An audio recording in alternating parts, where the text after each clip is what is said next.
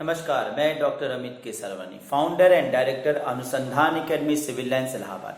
आप सब लोगों का अनुसंधान एकेडमी की इस यूट्यूब चैनल पर हार्दिक स्वागत व अभिनंदन करता हूँ। Students, UGC net first paper और असिस्टेंट प्रोफेसर, इन दोनों में जीएस का एक बहुत ही कॉमन सेक्शन है जिसे हम कॉन्स्टिट्यूशन कहते हैं। तो जीएस के इस कॉमन सेक्शन की आज हम बिगिनिंग करेंगे। यहाँ पर इन दोनों सेक्शन में जो कॉमन है वो है कॉन्स्टिट्यूशन। कॉन्स्टिट्यूशन के ऊपर बहुत से क्वेश्चन पूछे जाते हैं। इंडियन कॉन्स्टिट्यूशन, इंडियन पॉलिटी ना ही सिर्फ आपके फर्स्ट पेपर बल्कि इसके अलावा हर एक एग्जामिनेशन में महत्वपूर्ण रोल अदा करता है। So in that point of view से इस जीएस के सेक्शन को इम्पोर्टेंट रूप से देखिए। करंट अफेयर्स के पॉइंट ऑफ व्यू से और व्यक्तिगत ज्ञान के दृष्टिकोण से भी संविधान का नॉलेज भारत के हर नागरिक को होना चाहिए, और इस पॉइंट ऑफ व्यू से इस वीडियो को मैं आपके लिए बना रहा हूँ। इसमें कुछ महत्वपूर्ण बातों की आज चर्चा करूंगा। इसकी कई एक सिक्वेंशियल वीडियोस में लगातार बनाऊंगा। सिक्वेंशियल वीडियोस के रूप में आज जो वीडियो मैं बना रहा हूं वो है बिगिनिंग, यानी संविधान की बिगिनिंग कैसे हुई, संविधान की प्रारंभ कैसे हुआ। इसके बाद मैं आपसे प्रस्तावना की चर्चा करूंगा। तो संविधान की बिगिनिंग यानी संविधान का प्रारंभ कैसे होता है, उसके पीछे क्या इतिहास था, उसकी पहले मूल रूप से चर्चा की जाएगी। तो भारतीय संविधान की बिगिनिंग की अगर बात किया जाए तो भारतीय संविधान की बिगिनिंग के पीछे एक लंबा इतिहास रहा। संविधान क्या होता है, पहले इस बात को समझें कि व्हाट इज कॉन्स्टिट्यूशन, हम संविधान किसे कहते हैं। तो संविधान का अगर हम शाब्दिक रूप से वर्ड में व्याख्या करें तो संविधान की शाब्दिक व्याख्या होती है संविधान, सही और उचित विधान। सम यानी सही, विधान यानी नियमन, नियमन यानी रेगुलेशन। जैसे हम अपने दिनचर्या को बनाए रखने का कार्य करने के लिए विभिन्न प्रकार के सही और उचित विधान निर्मित करते हैं, जैसे टाइम टेबल बनाते हैं, कार्य करने का एक तरीका बनाते हैं। ठीक उसी प्रकार से जब कोई देश अपना प्रारंभ हो रहा है या देश का पुनर्निर्माण होता है तो उस वक्त एक संविधान का निर्माण होता है जो यथा समय उसमें चेंजेस स्थिति और समय के अनुसार होता रहता है। तो स्थिति और समय के अनुसार कमाबोश कुछ न कुछ बदलाव होता रहता है, और उस बदलाव के दृष्टिकोण से इसमें अमेंडमेंट होते रहते हैं। तो भारत हो या देश, किसी दुनिया के किसी भी देश में संविधान जरूर पाया जाता है। संविधान के निर्माण का जो इतिहास है वो हमें इंग्लैंड से मिलता है। हमने देखा कि इंग्लैंड में 14 सिद्धांतों को निर्मित किया गया और उनके आधार पे उसे निर्मित करके देश को रेगुलेट किया गया। उस समय जो सिद्धांत बनाए गए थे वो अलिखित थे। बाद में धीरे धीरे दुनिया के अन्य देशों में ये संविधान यानी सही सिद्धांत, उचित सिद्धांतों का निर्माण होता आया, जिसके अनुसार दुनिया के बहुत से देशों में लिखित संविधान बना और भारत में भी संविधान का निर्माण हुआ। 1950 में जब भारत का संविधान निर्मित हो जाता है, भारत का संविधान लागू हो जाता है, तब से भारत का अपना एक संविधान चला आ रहा है। उससे पूर्व हम ब्रिटिश के संविधान के तहत गवर्न होते थे, रूल किया करते थे।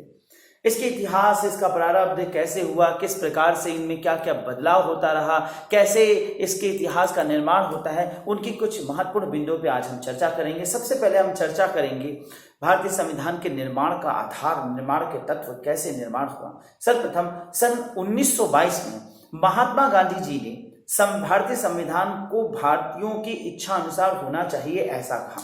उन्होंने कहा कि भारतीय संविधान भारतीयों की इच्छा अनुसार बनना चाहिए।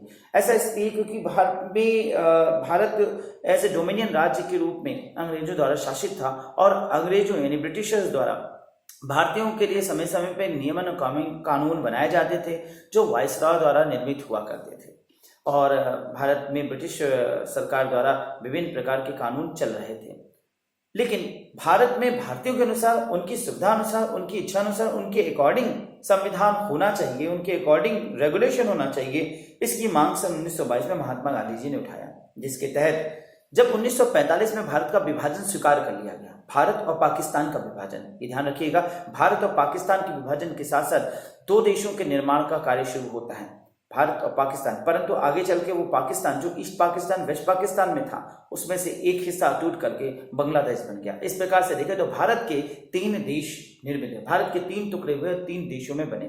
1946 में 9 दिसंबर 1946 की बात है, संविधान की प्रथम बैठक हुई जिसमें डॉक्टर सच्चिदानंद सिन्हा को अस्थायी अध्यक्ष चुना गया, यानी टेम्पररी अध्यक्ष। सबसे पहले इनको नियुक्त किया गया। इसके ठीक 2 दिन पश्चात ही 11 दिसंबर 1946 को डॉक्टर राजेंद्र प्रसाद को संविधान सभा का स्थायी अध्यक्ष चुना गया। ये कई बार एग्जाम्स में पूछे गए हैं। नेट के फर्स्ट पेपर के जीएस में इसको पूछा गया, हायर के एग्जामिनेशंस में 1-2 बार इनका चर्चा हुआ, और कई बार ऐसे अदर एग्जामिनेशन, कॉम्पिटिटिव एग्जामिनेशंस में देखा गया कि इस पर प्रश्न पूछा गया कि भारतीय संविधान के स्थायी अध्यक्ष कौन बनाए गए थे, तो डॉक्टर राजेंद्र प्रसाद।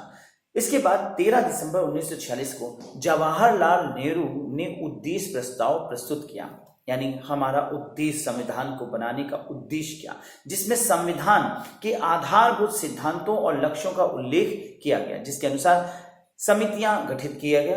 वो समितियां कौन कौन सी थी, ध्यान में सुनिएगा। सबसे पहले जो समिति निर्मित किया गया वो था संघ शासित समितियां। पहली समिति थी संघ शासित समितियां। संघ यानी यूनियन गवर्नमेंट, यूनियन कॉन्स्टिट्यूशन, संघ शासित समितियां। अब यह प्रश्न उठता है कि भारत जब आजाद हुआ, संघ संविधान सभा, ठीक, तो उस समय भारत कई गणराज्यों में टूटा हुआ था, बना हुआ था, और इस प्रकार से भारत को यूनाइट करने की आवश्यकता महसूस की गई। भारत की यूनाइट करने के लिए इन गणराज्यों को भारत की संप्रभुता में अपने आप को समाहित करने या भारत के संघ में जोड़ने की बात रखी गई। इनके जुड़ने के साथ साथ इनकी कुछ विशेषताएं, उनकी कुछ संस्कृतियों को अक्षुण्ण रखने की बात रखी गई। अतः इस समिति का उद्देश्य था कि संघ किस प्रकार कार्य करेगा, संघ का क्या उद्देश्य होगा, संघ कैसे संचालन करेगा। इसके बाद दूसरी जो समिति बनाई गई वो प्रांतीय संविधान समिति बनाई गई। प्रांतीय संविधान समिति का मतलब था प्रांतों के विषय में व्यवस्था, प्रांतों के विषय में कैसे कार्य करना है। प्रांतीय संविधान समिति प्रांतियों को कार्य को कैसे करना है, प्रांतियों के संबंध में विचारना, प्रांतों का यानी स्टेट का भारत की सरकार के साथ या संघ के साथ कैसा तारतम्य होगा। इसके बाद तीसरा था संघ शासित समितियां, संघ शासित, यूनियन टेरिटरीज। स्टूडेंट, ये बात ध्यान रखने वाली बात है कि जब देश आजाद हुआ तो उसी समय संघ शासित समितियों का भी निर्माण, संघ शासित राज्यों का निर्माण किया गया। ये वो राज्य थे जो भारत के साथ विलीन हुए, परंतु कुछ शर्तों के साथ। जैसे भारत सरकार इनके लिए विशेष प्रकार के प्रावधान निकालेगी, सरकार इनकी संस्कृति को बनाए रखने के लिए विभिन्न प्रयोजन करेगी, और साथ ही साथ इन्हें सीधा केंद्र सरकार द्वारा शासन किया जाएगा ताकि इनका विकास सीधा केंद्र के हाथों में हो। इन सब विचारधाराओं के साथ संघ शासित समितियों का निर्माण किया गया। फिर चौथी समिति का निर्माण किया गया जिसका नाम था मूल अधिकार व अल्पसंख्यक आदि से संबंधित परामर्श समिति, यानी मूल अधिकार। अब यहाँ पे इंपॉर्टेंट था मूल अधिकार यानी फंडामेंटल राइट्स, मूल अधिकार, और उसके साथ साथ अल्पसंख्यक वर्गों की यानी जो अल्पसंख्यक थे,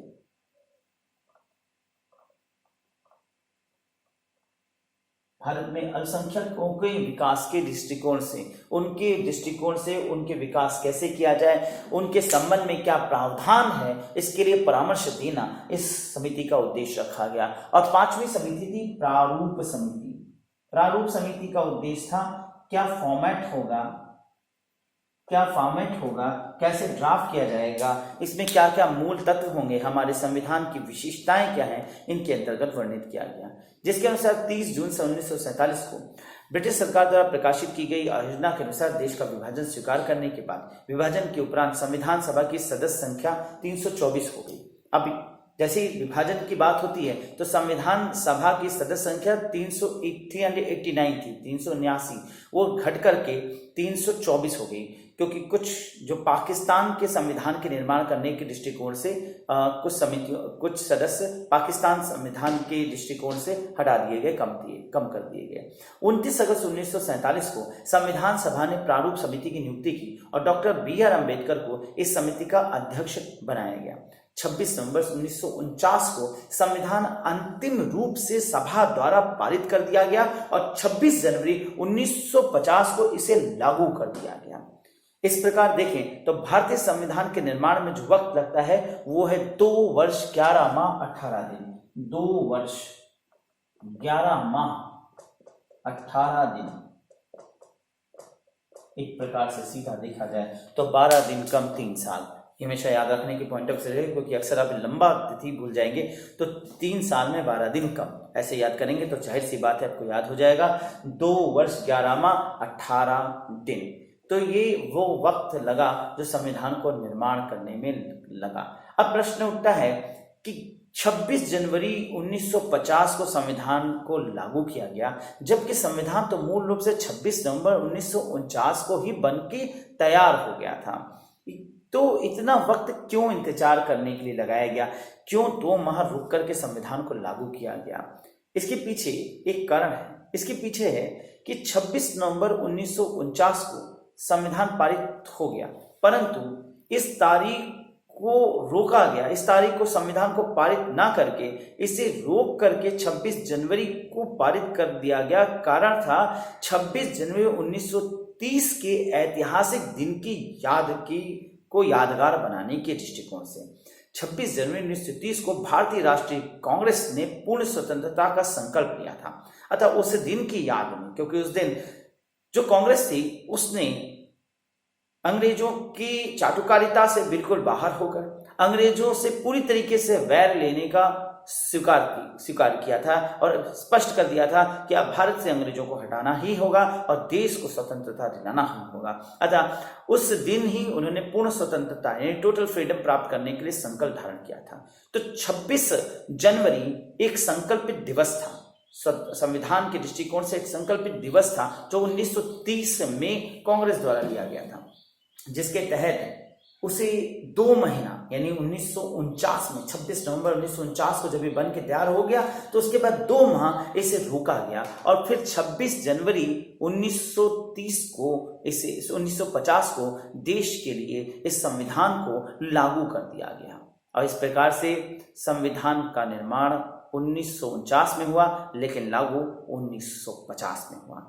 अब यहाँ पे एक दिन ध्यान देने वाली बात है कि 26 नवंबर 1949 को फिर किस दिवस के रूप में मनाया जाता है। कई बार यह क्वेश्चन पूछा गया, स्टूडेंट्स इसको ध्यान रखिएगा, कई बार ये लाइन पूछा गया है कि किस दिवस को राष्ट्रीय विधि दिवस मनाया जाता है। ऐसे भी पूछा गया कि संविधान किस दिन निर्मित हुआ था, निर्मित होकर जब संविधान बनाया, भारत का संविधान निर्मित होने वाली तारीख क्या थी, तो वो था 26 नवंबर 1949। 26 नवंबर 1949 को राष्ट्रीय विधि दिवस मनाया जाता है और इसी को संविधान दिवस भी कहते हैं, संविधान दिवस के रूप में। से बहुत कम लोग इस बात को जानते हैं और लेकिन क्वेश्चन अक्सर ये आता है और अधिकतर बच्चे गलती करके संविधान दिवस के रूप में 26 जनवरी 1950 लिख देते हैं। तो यहाँ पे ध्यान रखिएगा स्टूडेंट्स कि 26 जनवरी 1950 को इंडिपेंडेंस डे यानी गणतंत्र दिवस मनाया जाता है, लेकिन 26 नवंबर 1949 को संविधान दिवस या राष्ट्रीय विधि दिवस नेशनल लॉ डे के रूप में सेलिब्रेट किया जाता है।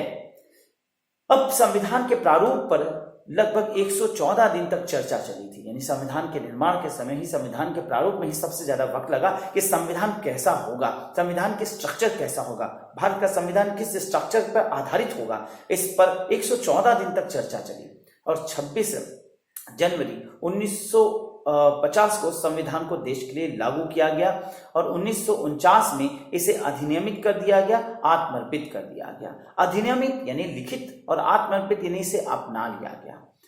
एक और नोट करने वाली बात है, 26 नवंबर 1949 को राष्ट्रीय विधि दिवस बनाया गया और संविधान सभा में शक्ति के केंद्र बिंदु कौन थे, ये अक्सर पूछा जाता है कि किसके आधार पर या संविधान सभा में प्रमुख रूप से किनका वर्चस्व दिखता है। तो संविधान सभा में प्रमुख रूप से 2 व्यक्तियों का बहुत वर्चस्व दिखा।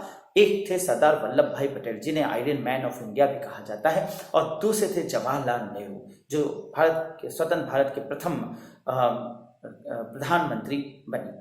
संविधान सभा की कार्यप्रणाली की विशेषताओं की बात करें तो वो समझौते और समन्वय की भावना पर आधारित था, यानी यहाँ पर आपसी समझौता बहुत इंपॉर्टेंट था। स्पेशलिटी थी फीलिंग ऑफ कोऑर्डिनेशन की, कोलैबोरेशन का, आपस में एक दूसरे का सहयोग करने के आधार पर इसका निर्माण देखा जाता है। संविधान की आत्मा किसे कहा जाता है, यह प्रश्न बहुत बार पूछा गया और ये है भारतीय संविधान की प्रस्तावना। स्टूडेंट्स याद रखिएगा, प्रस्तावना से सबसे ज्यादा प्रश्न आज तक पूछे गए हैं।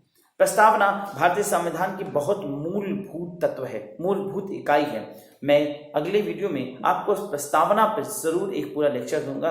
भारत का संविधान की प्रस्तावना कैसे बनी, उस प्रस्तावना में क्या मूल तत्व थे, क्या क्या बातें रखी गई थी। संविधान सभा की आधारशिला पर प्रश्न पूछता है कि संविधान सभा की आधारशिला कब रखी गई। When was it base was paved? The Constitution Assembly's base was paved. That is, the answer is 13th December 1946 को उद्देश्य प्रस्ताव के रूप में, जो जवाहरलाल नेहरू ने रखा था, उद्देश्य प्रस्ताव के रूप में इसकी संविधान सभा का बेस निर्मित माना जाता है। संविधान निर्मात्री सभा के परामर्शदाता कौन थे, यह प्रश्न आता है तो इस पर उत्तर होता है BN राव। BN राव जो थे वो सबसे ज्यादा प्रमुख सलाहकार थे संविधान सभा के निर्माण में। उन्होंने बहुत से एडवाइजर्स दिए और उनके एडवाइजर्स पे आधारित होकर संविधान का निर्माण किया गया। संविधान निर्मात्री सभा के सदस्यों की संख्या संविधान निर्मात्री सभा के कुल अधिवेशन की संख्या 12 थी, यानी 12 बार में बैठक हुई। 12वीं बैठक में जाकर संविधान को अपनाया गया था। संविधान निर्मात्री सभा के 12वां अंतिम बैठक 24 जनवरी 1950 को हुआ माना जाता है। 24 जनवरी 1950, जिसके जस्ट एक दिन बाद, 2 दिन बाद 26 जनवरी 1950 को इसे देश के लिए लागू कर दिया गया। मैंने आपको यहाँ पर संविधान पर कुछ महत्वपूर्ण तत्व बताए। मैंने आपको प्रयास किया कि संविधान से संबंधित महत्वपूर्ण फैक्ट को बताया जाए, संविधान के निर्माण में इसकी बिगिनिंग कैसे होती है और संविधान के निर्माण के महत्वपूर्ण तत्वों में एग्जामिनेशन में कैसे कैसे क्वेश्चन पूछे जाते हैं, उस संबंध में मैंने आपको यह महत्वपूर्ण फैक्ट देने का प्रयास किया। स्टूडेंट्स, इसके बाद मैं जल्दी आपसे अगले वीडियो में मिलूंगा, जिसमें मैं आपसे प्रस्तावना पर चर्चा करूंगा कि प्रस्तावना, संविधान सभा की मूल प्रस्तावना क्या है, प्रस्तावना पे क्या प्रमुख बातें हैं। ये वीडियो बहुत इंपॉर्टेंट है क्योंकि पूरे संविधान का सार होगा। इसमें मैं संविधान को निचोड़ के रखूंगा, संविधान के महत्वपूर्ण तत्वों को आपके सामने प्रस्तुत करूंगा। तो स्टूडेंट्स, तब तक के लिए धन्यवाद और नमस्कार। अगर आपको मेरा वीडियो अच्छा लगता है तो आप इसे लाइक कीजिए, कमेंट कीजिए, शेयर कीजिए, सब्सक्राइब कीजिए मेरे चैनल को अनुसंधान एकेडमी इलाहाबाद। इसको जब आप सब्सक्राइब करेंगे तो आपको मैं विभिन्न वीडियोस अपलोड करूंगा, लेकिन ध्यान रखिएगा बेल आइकॉन जरूर दबाइएगा। अगर आप बेल आइकॉन दबाएंगे तभी आपको हमारे नोटिफिकेशंस मिलेंगे, जैसे मैं कोई वीडियो अपलोड करूंगा आप तक पहुंच जाएगा। तो तब तक के लिए धन्यवाद, नमस्कार।